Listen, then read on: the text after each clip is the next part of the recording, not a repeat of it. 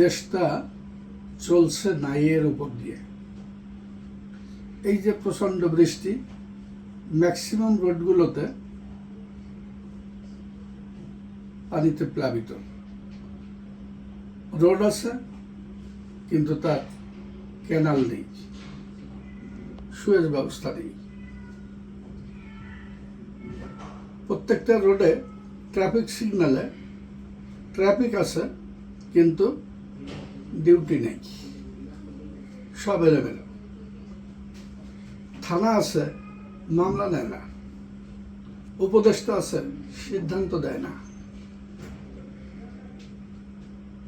আপনি gas line আছে কিন্তু তার বৈধতা নাই। বিদ্যুৎ ব্যবহৃত হচ্ছে কিন্তু বহু টাকা বিল বকেয়ার ব্যবস্থা নেই।